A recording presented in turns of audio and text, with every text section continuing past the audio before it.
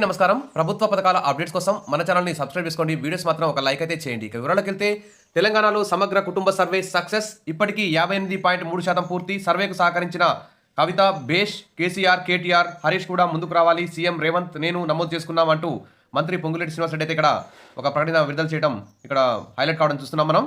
కులగణనలో భాగంగా రాష్ట్ర వ్యాప్తంగా నిర్వహించిన సమగ్ర కుటుంబ సర్వే అయితే విజయవంతంగా కొనసాగుతుందని, ఇప్పటివరకు 58.3% పూర్తయిందని, ఇక సామాజిక, ఆర్థిక, విద్య, రాజకీయ కులగణన కార్యక్రమాన్ని మొదలుపెట్టినట్టు మరి రాష్ట్ర రెవెన్యూ, సమాచార, గృహ నిర్మాణ శాఖ మంత్రి పొంగులేటి శ్రీనివాసరెడ్డి అయితే వెల్లడించారు. మరి ఈ నెల 30 వరకు కులగణన పూర్తవుతుందని, వివరాలన్నింటినీ ఆన్లైన్లో చేసి మరి ప్రజలకు అందుబాటులో ఉంచుతామని చెప్పారు. మాజీ ముఖ్యమంత్రి కేసీఆర్, ఆయన కొడుకు, అల్లుడు కేటీఆర్, హరీష్ రావు కూడా కులగణన సర్వేలో తమ కుటుంబాల వివరాలను నమోదు చేయాలని కోరారు. ఇంకా చూస్తే చివరి దశకు కుటుంబ సర్వే. హైదరాబాద్లో ముగిసిన మాస్టర్ ట్రైనర్ల శిక్షణ, కొనసాగుతున్న డేటా ఎంట్రీ ఆపరేటర్ల తాత్కాలిక రిక్రూట్మెంట్.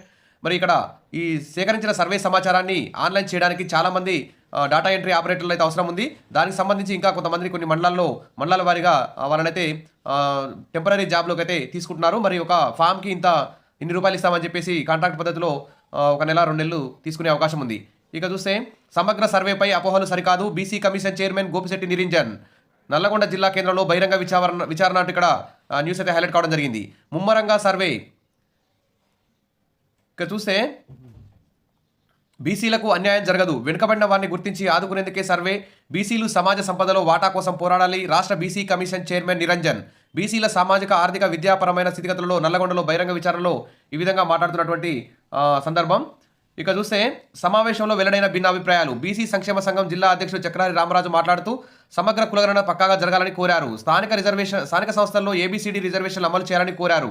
ఇక నాయి బ్రాహ్మణులను ఉద్యోగులుగా గుర్తించాలి అని ఇక్కడ చర్చల్లో పేర్కొన్నారు.